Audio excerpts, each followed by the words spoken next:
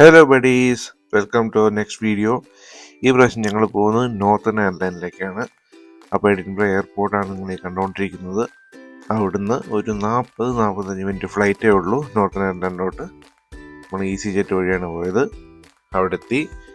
അവിടുന്ന് എയർപോർട്ടിൽ നിന്ന് ബെൽഫാസ്റ്റ് സിറ്റിയിലേക്ക് പോകാൻ അവിടുത്തെ എയർപോർട്ടിലേക്ക് ബസ്സിൽ പോകണം. ഒരാൾക്ക് £8 ടിക്കറ്റ് ചാർജ് വരുന്നത്. അവിടുന്ന് ഞങ്ങൾ നേരെ പോയത് ഒരു നോർത്തേൺ എയർലൈൻസ് സീ കോസ്റ്റ് ടൂറായിരുന്നു. കാരണം വൈകുന്നേരം 3 മണിക്കായിരുന്നു ഹോട്ടൽ ചെക്കൗട്ട് ഉള്ളത്. അപ്പോൾ എന്തായാലും സമയം കളയണ്ടെന്ന് വെച്ച് നേരെ ടൂറിലോട്ട് പോയി. അപ്പോൾ വെൽഫെയർ സിറ്റിയുടെ നടുവിൽ തന്നെയാണ് അലൻ ട്രാവൽസ് എന്ന് പറഞ്ഞിട്ടൊരു ഗ്രൂപ്പായിരുന്നു. അവരുടെ ബസ്സാണിത്. നമ്മുടെ നാട്ടിലൊക്കെ കാണുന്ന പോലെ ഒരു ടൂറിസ്റ്റ് ബസ് മോഡൽ സാധനം. പക്ഷേ ഒരു കാര്യം നിങ്ങൾക്ക് കാണാം, ഒരു ടോയ്ലറ്റ് ഉള്ളിൽ തന്നെ ഉണ്ട്. അപ്പോൾ ഈ ജേണി മൊത്തം ഇതേപോലെയുള്ള കോസ്റ്റൽ ലൈനിൽ കൂടെയായിരുന്നു പോയിട്ടുണ്ടായിരുന്നത്.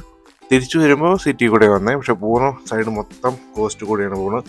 ഈ പോകുന്ന വഴിക്കുകൾ 2-3 കാസിലുകൾ, 2-3 ഫോട്ടോ പോയിന്റുകൾ അങ്ങനെയൊക്കെയാണ് വിസിറ്റ് ചെയ്തത്.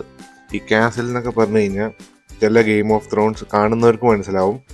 പല സീനുകളിലും ഇതിൻ്റെ ഓരോ പാർട്ട് എടുത്ത് കാണിക്കുന്നുണ്ട്. മൊത്തം കാസിലും കാണിക്കുന്നില്ല.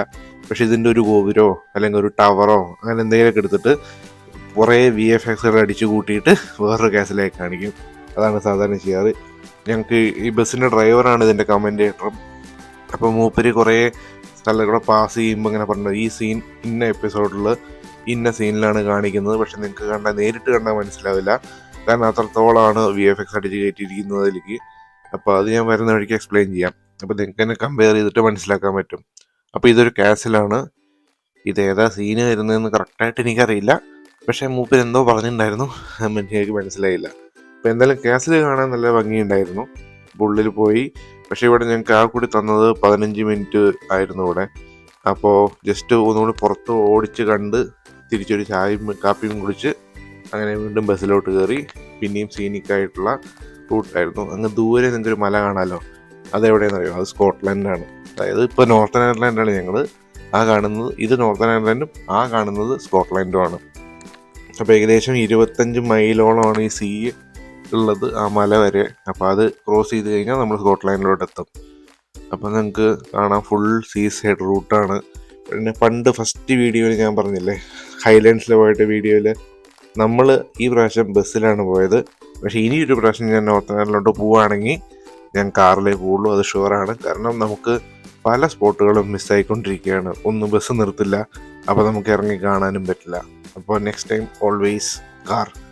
ഈ ഒരു സ്പോട്ട് നോർത്തേൺ അയർലൻഡിലാണ്. കണ്ടോ, അരിയാസാക്കിനെ വെട്ടിയിട്ട് ആര്യാസ് വെള്ളത്തിലോട്ട് ചാടുന്ന സീനുള്ളത്.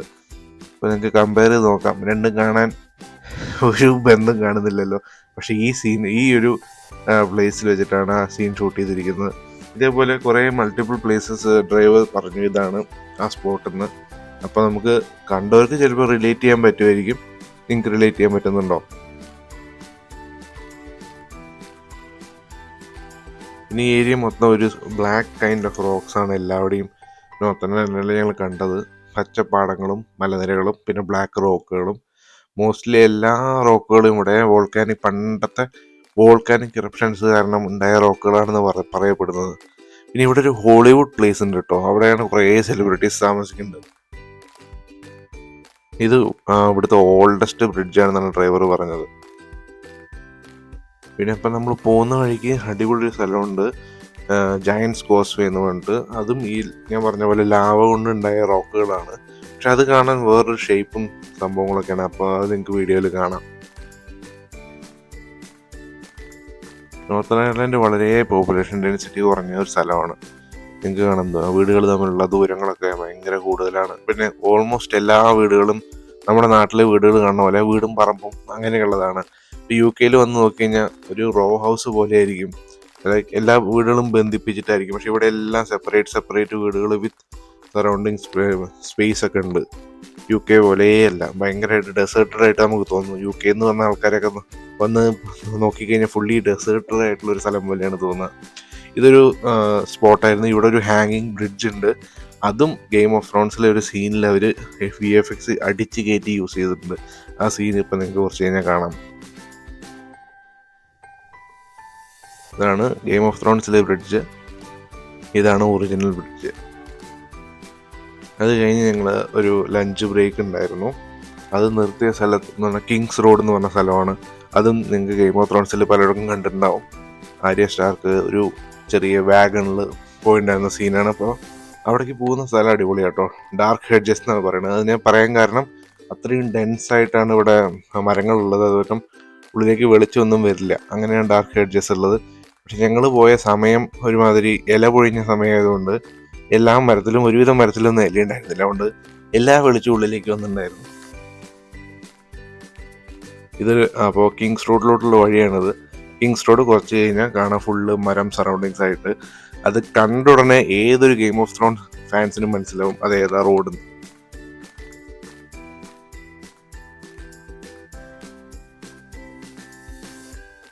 ഇതാണ് ഞാൻ പറഞ്ഞ കിങ്സ് റോഡ്.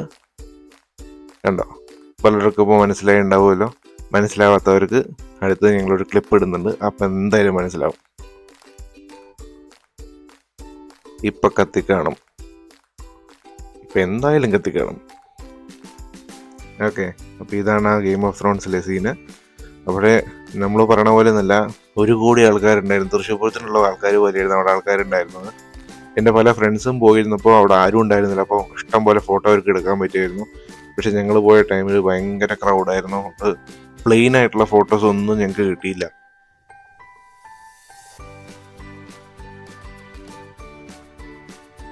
അത് കഴിഞ്ഞ് ഞങ്ങൾ ലഞ്ചിന് പോയി. ഇവിടെ അടിപൊളിയായിരുന്നു കേട്ടോ. ഇവിടെ ഒരു ബഫേ പോലെയായിരുന്നു. 15 പൗണ്ടിന് എല്ലാ തരം മീറ്റും എത്ര വേണമെങ്കിലും കഴിക്കാന്നുള്ള രീതിയിലായിരുന്നു. അപ്പോൾ അത് നല്ല വെർത്തായിരുന്നു അത്. പിന്നെ ഞങ്ങൾ പോയത് world's oldest licensed distillery Bushmills. UK എല്ലാവർക്കും മനസ്സിലായിട്ടുണ്ടാവും. വിസ്കിയാണ് അവരുടെ മെയിൻ പ്രൊഡക്റ്റ്. അപ്പോൾ ഇതിപ്പോൾ അവരുടെ പഴയ ഡിസ്റ്റിലറി അവരൊരു മ്യൂസിയം പോലെയാണ് വെച്ചിരിക്കുന്നത് വിത്ത് സ്റ്റോർ. ഇതിൻ്റെ ബാക്കിലാണ് ഒറിജിനൽ ഡിസ്റ്റിലറി ഉള്ളത്. ഇപ്പോൾ ഫ്രണ്ടിൽ കുറേ ഷോ പീസസ് ഒക്കെ വെച്ചിട്ടുണ്ട്. അതാണ് ഈ ടെലിഫോൺ ബൂത്തൊക്കെ. 1608 ഇവർക്ക് ഫസ്റ്റ് ലൈസൻസ് കിട്ടിയിട്ട് ഇവിടെ തുടങ്ങിയത്. അതാണ് വേൾഡ്സ് ഓൾഡസ്റ്റ് ലൈസൻസ്ഡ് ഡിസ്റ്റിലറി എന്ന് പറഞ്ഞത്. ഇത് അവരുടെ ഷോപ്പായിരുന്നു. ഇവിടെ കണ്ട സാധനങ്ങളുടെയൊക്കെ വില പറയാതിരിക്കേണ്ട ഭേദം. എന്നാലും മീൻസ് കാണാൻ കുറച്ച് സാധനങ്ങളുടെ വില ഞങ്ങളിപ്പോൾ കാണിച്ചു തരാം. ഒരു കുപ്പിക്ക് ഏകദേശം 1.5 ലക്ഷം 2 ലക്ഷം രൂപയ്ക്കാണ് ഇവിടെ സ്റ്റാർട്ടിങ് പ്രൈസ് വരുന്നത്. അത് 31 years old. അത് അത്രയും പഴയ വീര്യം കൂടിയ സാധനങ്ങളാണ്. ഇതിന് 1.90 വരുന്നുണ്ട്. അത് ഏകദേശം 2 ലക്ഷത്തോടായി. അപ്പോൾ അവർക്ക് അതിൻ്റെ തൊട്ടടുത്ത് തന്നെ അവർക്കൊരു ബാറും ഉണ്ട്. അപ്പോൾ ഇവിടെ നിന്നുള്ള സാധനങ്ങൾ നമുക്ക് അവിടെ നിന്ന് കഴിക്കാവുന്നതാണ്. ഇതാണ് അവരുടെ പഴയ ഡിസ്റ്റിലറിയുടെ ഉള്ളിലത്തെ ബാരൽസും കണ്ടെയ്നേഴ്സും ഒക്കെ. ഇതൊന്നുമല്ല ഇപ്പോൾ യൂസ് ചെയ്യുന്നത്. ഇതൊക്കെ ഷോ പീസായിട്ടേ വരുന്നുള്ളൂ. ഒറിജിനൽ ഡിസ്റ്റിലറി ടൂർ വേറെ ഉണ്ട്. അത് ഞങ്ങൾ പോയില്ല. ഞങ്ങൾ നേരെ അടുത്ത സ്പോട്ടിലോട്ട് പോയി. ഇതാണ് ഈ ട്രിപ്പിലെ ഈ ബസ് ട്രിപ്പിലെ ഏറ്റവും മെയിൻ സാധനം, ജയൻസ് കോസ്വേ എന്ന് പറയും. അപ്പോൾ ഇതെന്ന് പറഞ്ഞു കഴിഞ്ഞാൽ പറഞ്ഞ പോലെ മേലെ ഒരു വോൾക്കാനോ ഉണ്ട്. അവിടുന്ന് വന്ന ലാവ കൂൾ ഡൗൺ ആയിട്ട് റോക്ക് ഫോം ചെയ്തിരിക്കുകയാണ്. അപ്പോൾ ഞങ്ങളിപ്പോൾ മേലെയാണ്. ആ കാണുന്ന നീല ബസ് ഒരു ഇലക്ട്രിക് ബസ്സാണ്. അപ്പോൾ താഴോട്ട് ഏകദേശം ഒരു 15 മിനിറ്റ് നടക്കാനുണ്ട്. മേലേക്ക് വരാൻ ബസ് എടുക്കുകയായിരിക്കും നല്ലത്. 1 പൗണ്ടേ ഉള്ളൂ ബസ്സിന്. അപ്പോൾ താഴേക്ക് നമുക്ക് കണ്ടിറങ്ങി പോവാം. മേലേക്ക് വരാൻ ബസ് എടുക്കുകയായിരിക്കും നല്ലത്.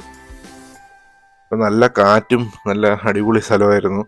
കണ്ടോ, അവിടെ ഞാൻ പറഞ്ഞ ഒരു ബ്ലാക്ക് റോക്സ് ഇല്ല, അതൊക്കെ ലാവ ഫോം ചെയ്തതാണ്. പക്ഷെ ഈ റോക്കിനൊരു പ്രത്യേകതയുണ്ട്. അപ്പോൾ ഞങ്ങൾ താഴെ എത്തുമ്പോൾ അത് കാണിച്ചു തരാം. ഇതേ പോകുന്നതാണ് ഞാൻ. മെല്ലെ നടന്നു. ഇവിടെ ഞങ്ങൾക്ക് ഒരു 1.5 മണിക്കൂർ തന്നിട്ടുണ്ടായിരുന്നു ബസ് ഏട്ടൻ. അപ്പോൾ പിന്നെ ഞങ്ങൾ മെല്ലെ നടന്നു പോകാമെന്ന് വിചാരിച്ചു. അപ്പോൾ നിങ്ങൾക്ക് ഈ റോക്കിൻ്റെ പ്രത്യേകത കണ്ടില്ലേ? എല്ലാം ഒരു പരന്ന ടൈപ്പ് റോക്കുകളാണ്. അതാരും ചെത്തി വെച്ചതല്ല, നാച്ചുറലി ഫോം ആക്കണതാണ്. പിന്നെ ഈ റോക്കുകളൊക്കെ സിലിണ്ടർ ഷേപ്പിലാണ്. അതായത് നീഡിൽ പോലെ താഴേക്ക് പോകും. അത് പൊട്ടിയിരിക്കും. അത് ഓരോ പ്രാവശ്യം ലാവ ഒന്ന് സെറ്റിൽ ചെയ്ത് റോക്കായി ഫോം ചെയ്തതാണ്. അപ്പോൾ ചിലതിന് നല്ല നീളം ഉണ്ടാവും, ചിലതിന് നീളം കുറവായിരിക്കും. പക്ഷേ എല്ലാത്തിൻ്റെയും ഷേപ്പ് ഒരുമാതിരി സിലിണ്ടർ നീഡിൽ ഷേപ്പ് ആണ്. അതിങ്ങനെ മണ്ണിൽ പൊതിഞ്ഞ് കിടക്കുകയാണ്. അപ്പോൾ കുറച്ച് കഴിഞ്ഞാൽ ഞങ്ങൾ കടലിൻ്റെ അടുത്ത് എത്തുമ്പോഴേക്കും കുറച്ചും കൂടി വലിപ്പം കൂടിയ നീഡിൽ റോക്സിനെ കാണിച്ചു തരാം. ഇവിടെയും ഗെയിം ഓഫ് ത്രോൺസിൻ്റെ ഷൂട്ടിംഗ് നടന്നുണ്ട്. Winter is coming. സോ ഇത് കണ്ടില്ലേ, നീഡിൽ ഭയങ്കര നീളം കൂടിയ നീഡിൽസാണ് ഇവിടെ എത്തുമ്പോഴേക്കും. ഇവിടെയും നല്ല രസമായിരുന്നു. വെയിലുണ്ടായിരുന്നെങ്കിൽ പോലും നല്ല കാറ്റൊക്കെ ഉണ്ടായതുകൊണ്ട് വെയിലൊന്നും നമുക്ക് അറിഞ്ഞില്ല. ഇവിടെ ഇഷ്ടംപോലെ പേരുണ്ട്. ലൈഫ് ഗാർഡ്സ് ഒക്കെ ഉണ്ട് കേട്ടോ. നമ്മൾ അറ്റത്തേക്ക് അരികത്തേക്കൊക്കെ പോകുമ്പോൾ അവർ വന്നിട്ട് വാണിംഗ് തരും. കാരണം നല്ല അടിയൊഴുക്കുണ്ടെന്നാണ് പറയുന്നത്, നല്ല ടൈറ്റ്സ് ഒക്കെ ഉണ്ട്. അപ്പോൾ ഇവിടുന്ന് വീണ ആളെ കിട്ടാൻ നല്ല പാടാണെന്നാണ് അവർ പറഞ്ഞത്. അതുകൊണ്ട് ഒരു 3-4 പേര് ഈ ഏരിയയിൽ തന്നെ ഉണ്ട്, ആൾക്കാരെ അഡ്വൈസ് ചെയ്യാനും വാർണിംഗ് കൊടുക്കാനൊക്കെ. ഇവിടെ ഞങ്ങൾ കുറച്ച് നേരം ഇരുന്ന് കാറ്റൊക്കെ കൊണ്ട് പിന്നെ ബസ് കയറി മേലെ പോയുള്ളൂ. കാരണം 1-2 മണിക്കൂർ ഉണ്ടല്ലോ ഇവിടെ, വേറെ കാണാനായിട്ടൊന്നുമില്ല.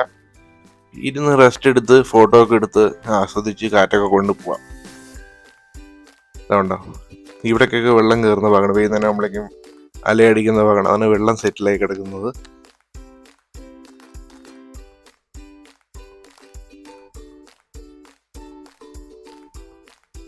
അപ്പം ഇതോടുകൂടി ഈ ട്രിപ്പ് ഇവിടുത്തെ തീർന്നു. ഇവിടുന്ന് പിന്നെ മേലെ കഫേയും ഒരു ബാറൊക്കെ ഉണ്ട്. അപ്പോൾ അവിടെ പോയി ചായ ഒക്കെ കുടിച്ച് മേലെ പോയിട്ട് റൂമിൽ ഞങ്ങൾ ചെക്ക് ഇൻ ചെയ്തു. എന്നിട്ട് ഇന്നത്തെ ദിവസം അതോടെ തീർന്നു. അത് കഴിഞ്ഞ് പിന്നെ ഞങ്ങൾ ബെൽഫാസ്റ്റ് സിറ്റി കാണാൻ പോയത് നെക്സ്റ്റ് ദിവസമായിരുന്നു. അപ്പോൾ അതിന് നമ്മൾ സെപ്പറേറ്റ് ഒരു വീഡിയോ ഇടാം. എല്ലാം കൂടി ഒരുമിച്ചിട്ട് കഴിഞ്ഞാൽ വീഡിയോൻ്റെ ലെങ്ത്ത് ഭയങ്കരമായിട്ട് കൂടുമല്ലോ. ഇതാണ് ഞാൻ പറഞ്ഞ ഇലക്ട്രിക് വണ്ടി. അപ്പോൾ ഇതിലാണ് ഞങ്ങൾ മേലോട്ട് പോയത്. അപ്പോൾ ഒരു ശാന്തസുന്ദരമായ വെക്കേഷന് വേണ്ടിയിട്ട് ഞാൻ നോർത്തേൺ എയർലൈൻ റെക്കമെൻഡ് ചെയ്യുന്നു. പക്ഷെ പറ്റുമെങ്കിൽ കാറിൽ പോകാൻ നോക്കുക. അപ്പോൾ ഇത്രയേ ഉള്ളൂ. Thank you. വീഡിയോ ഇഷ്ടപ്പെട്ടെങ്കിൽ സബ്സ്ക്രൈബ് ചെയ്യുക. അടുത്ത വീഡിയോ കാണുന്നവരെ ബൈ.